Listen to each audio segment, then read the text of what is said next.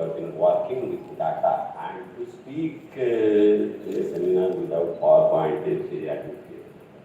And both hands are tied behind your back. But anyway, I'll try to do something about this COVID. You see, COVID is work in progress. And so COVID has not worked. But the point is that it is since 3 years the COVID started. We take India, it started a little bit earlier in China. So the mass trauma has been succeeded by mass forgetting.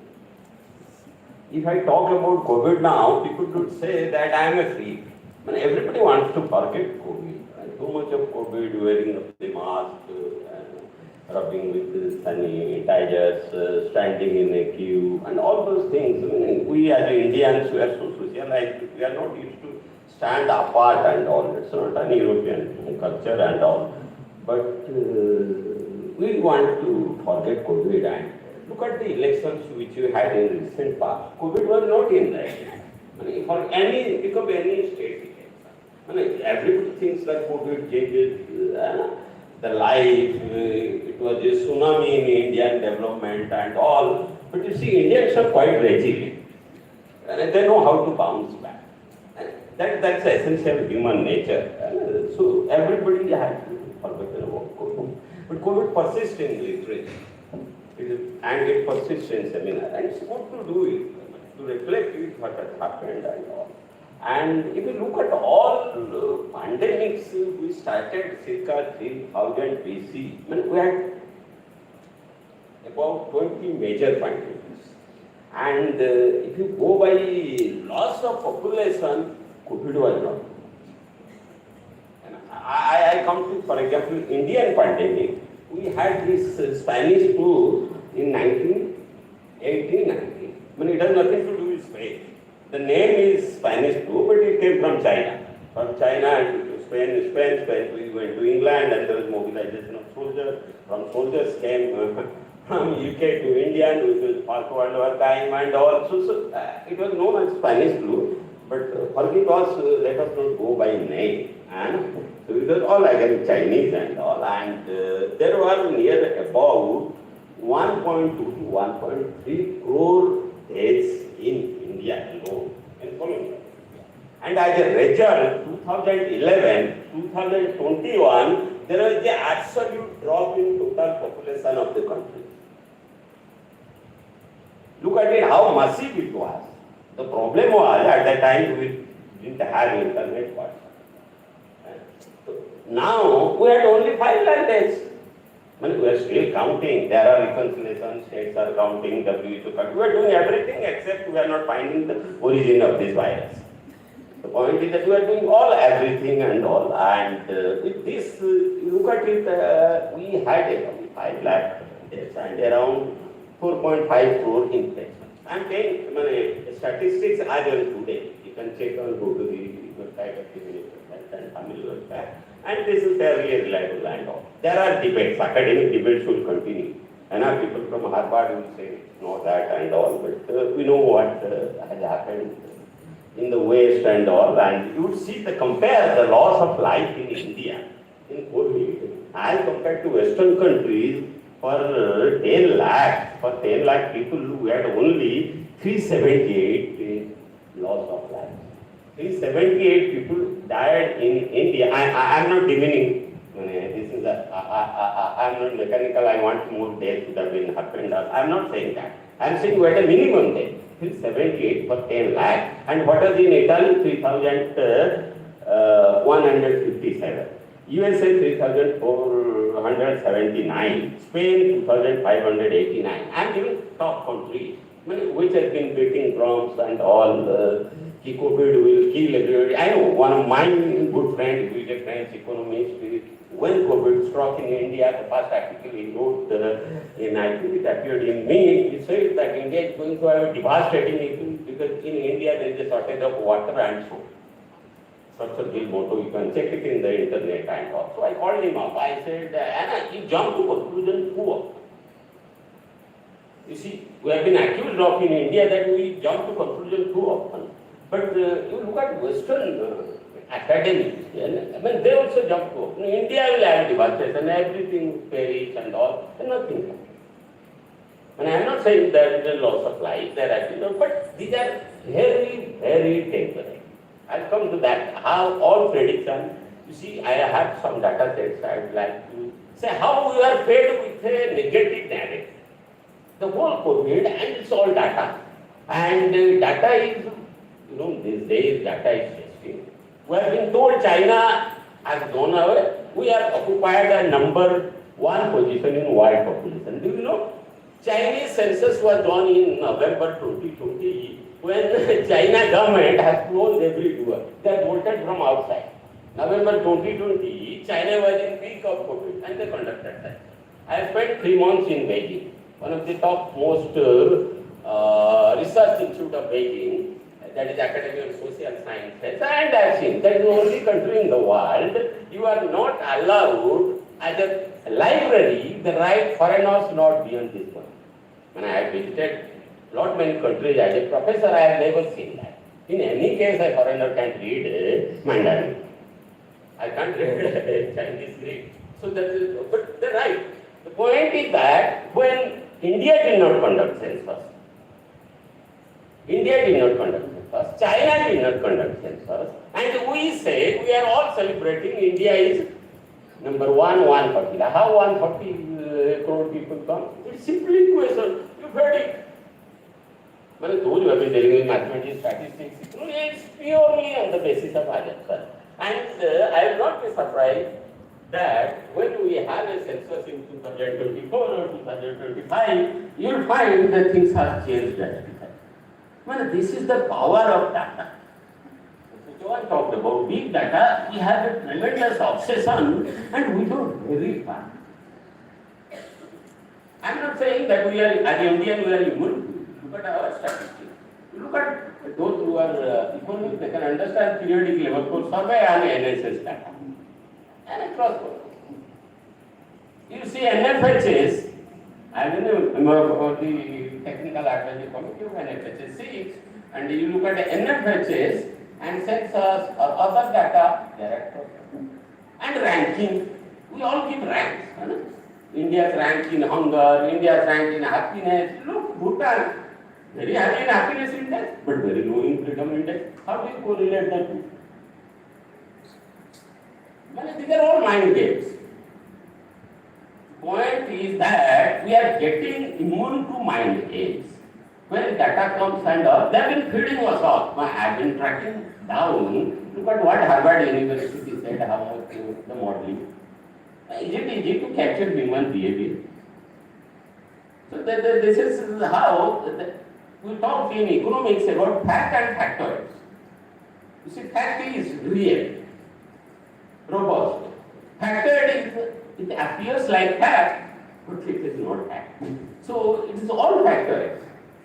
Factoids have been given and all prophecies, they are all wrong. You see, all predictions. We say that those who have been doing projections and all, they say that mathematicians predict, the weatherman forecast, and the demographers project. So that means it depends. Mathematicians predict that whatever they, it is more likely to happen. Weatherman forecast, less likely. Demographers project. But what is happening? Look at it. That almost all projections, they went wrong. Our economic forecasting went terribly wrong. And we are not able to capture human values, attitudes, and all. On the one hand, we have data deficit in India. Now there is a lot of people who have been writing that we have data here. That we don't have census. We don't have NSS.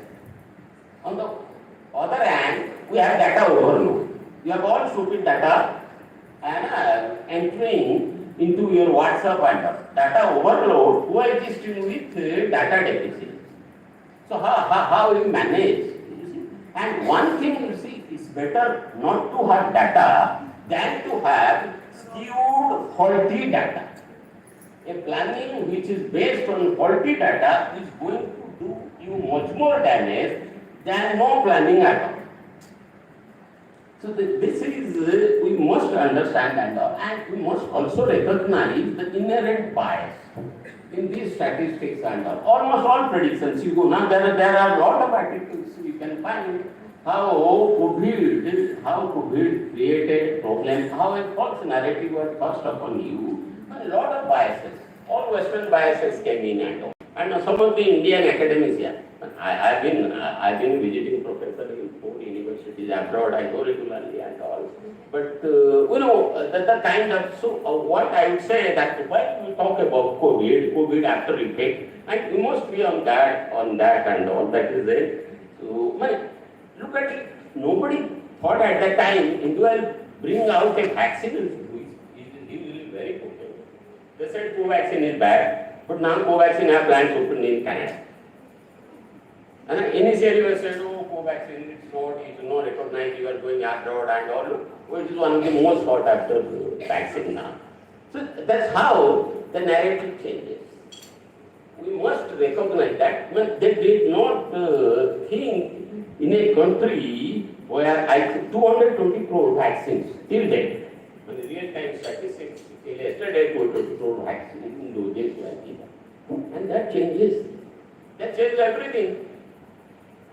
First they said that when the women deaths were higher than the men deaths, they said, oh, women are confined to the room, there is no ventilation, so women more likely to die and all. Then suddenly it changed, men were dying. So they said many men go outside and all. Listen.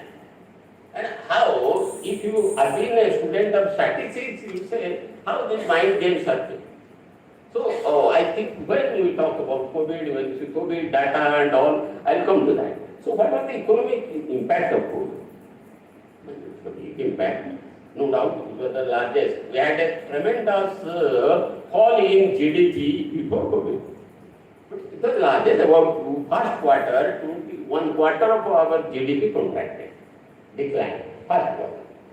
So that's a big shock. Look, but what happened now? Our GDP growth is 7%. We have come back. This is the resilience of the economy. We have come back.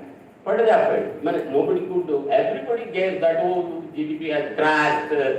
What will happen to India growth story? India growth story survived. So this is one thing and all. And of course, one thing we have to see that we had demonetization before. Okay, related and we had GST. So all these things. And there was a feeling that we will have a setback to 5 trillion in COVID. There is no setback, we are coming back. On the contrary, Chinese growth rate has declined, economic growth rate. I am not talking about population growth rate and all. And industrial production, okay, it declined, but it got back. First quarter it declined, then it got back. So I can go on and on all these things, but then agriculture. Agriculture is in country like India, 58% of population and 48% of workforce depend on agriculture. There are tremendous shortage of, particularly Punjab. And there is a shortage of labor force who have worried how even buses went to Uttarakhand, buses went to Bihar to fetch laborer and to work in the agriculture sector. But we had a different mechanical method of trade. We survived to know how to deal with the labor shortage, paddy plantation. So that thing worked a lot and all. Then we had export challenges, all these things there. But what I come to that, then employment, that statistics say around 12 crore people, little more than 12 crore people lost jobs. That was there during the COVID. And COVID had a very profound impact on human development in terms of education, health, hunger and nutritional standards temporarily declined. Perpetually we are a poor nutritional country. Poverty is highly interrelated to nutrition via price. Because your price increases, sugar price, then you will have to get cascading impact and all. So that happened and all. Education, it affected, particularly adolescent learning. It has tremendously bad effect education, and it pushed a lot of people to digitalize, which they could not afford. And there was question of quality and all these things were there and all. But one big issue has been about migrant labor. The migrant labor, you see, not many migrant labor moved and all. Problem is that we don't have enough data. The census is not conducted. And we will give data. We don't have data. We had my predecessor talking about international out-migration. You know, international out-migration does not statistics. One survey, 2008, NSSO sample survey, 64th round. Nobody talks about international out-migration. There is no data. And we talk about World Bank. Do you know what World Bank projected? When they started, and the economist which is in the remittance arc, he happened to be my classmate in this class, and World Bank projected, as soon as COVID came, there will be a drastic reduction of remittances to India and all poor countries. And the first data came from Pakistan.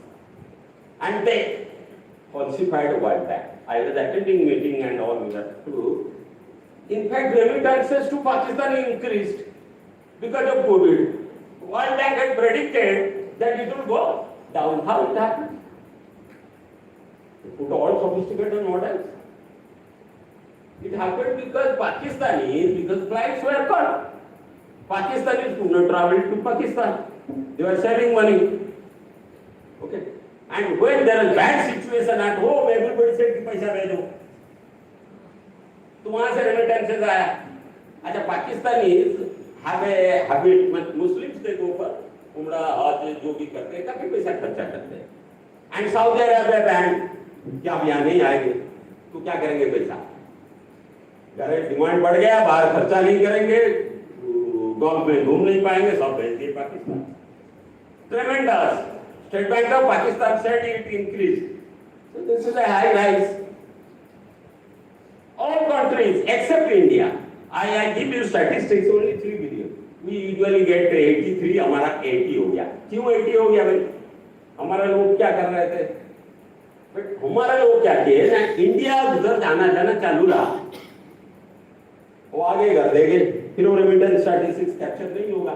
Vande Bharat flight.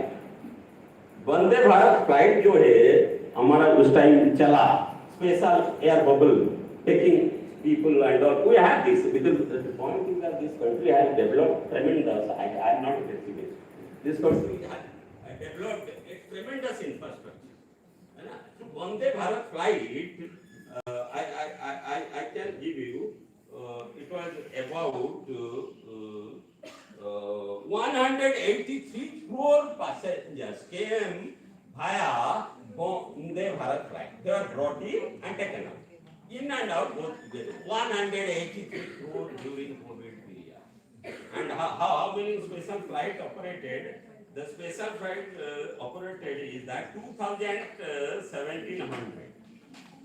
Look at 1700 aeroplane special flight. Another thing, हमारा Indian लोग जो आए वहाँ check हो रहा था airport में temperature, so they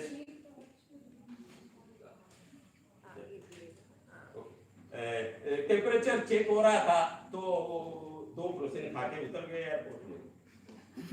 temperature तो कम दिखाया है ना, फिर आ गए, फिर कोविड स्प्रेड हो गया है ना. These are real time stories. Vande Bharat, तो we say, and Punjab alone, these statistics are available. You can check in the Internet Government of India website. There are about 1 lakh people came into Punjab. More than that, less than that, more than that went out. Kerala had Punjab, Kerala, Gujarat, Tamil Nadu, these are traditionally high emigration. So we had people who had money. Look, it was costly. It was costly, but anyway, this happened. So all your World Bank, then what happened?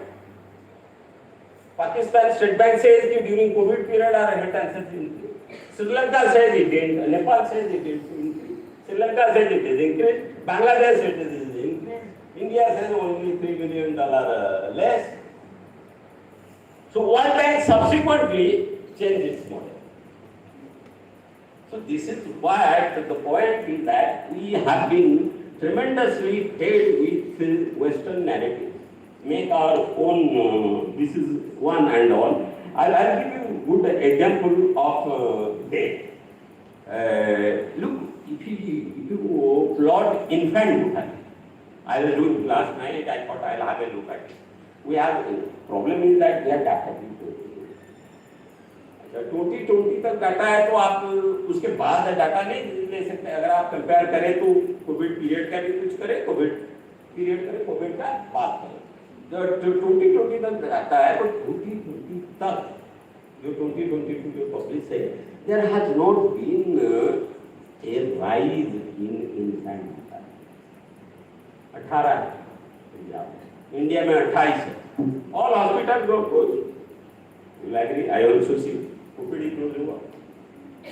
But we had a way of getting to the doctors. I मानता हूँ people had tremendous problems getting to the doctors, connection and all. But still, look, in a Chandigarh and all places, you had connection. Okay, I'll proceed. So this is one. I was looking at figures yesterday, just antenatal, because a lot of women are there and talk about antenatal care. You see, that's the only thing it dropped. COVID period, उसके बाद it went up. Both in Haryana, nothing. They said divorce will increase or divorce will be delayed. That's what research said. Because COVID में झगड़ा हुआ तो कुछ नहीं हुआ, तो डाइवर्स बढ़ा है India. Look at it. And if the data is there, you can manage it, nothing happened. Everything has increased. And it was a short period. My point is that we underestimated human ingenuity. And the resilience of Indian society and all. There are other issues I would have, but anyway, while we talk about COVID, we must think about these things. And but no doubt, I don't say that we forget about all data. There is a, for example, NSSO deployment and consumption expenditure data is not available. NFHS 5 data, आधा COVID period में हुआ था, आधा before COVID हुआ था. So it can't really compare. And COVID period में it is true. I had a lot of PhD students. They told me कि sir वो बोले कि आप दूर में खड़ा हो. Which is the reason. Let us not be. Why should we enter into the not doing it. That's fair and all. तो कोविड पीरियड में एक चीज हुआ था. Then SRS का भी थोड़ा स्कोप सभी ये हाँ NSS का स्कोप कम हुआ है. PLFS आया.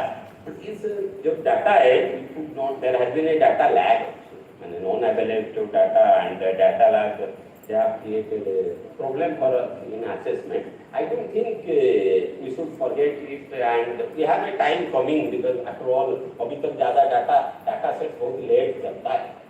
Government of India has been talking about the high frequency data, है ना. NSS बंद करने के लिए time था. My own teacher Dr. Amitabh Kundu, he was in the committee high frequency data, but कोई high frequency data नहीं है इस country, है ना. Data तो अपने हिसाब से चलते हैं and all we have to see.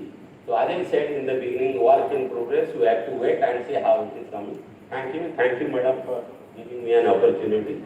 All the best.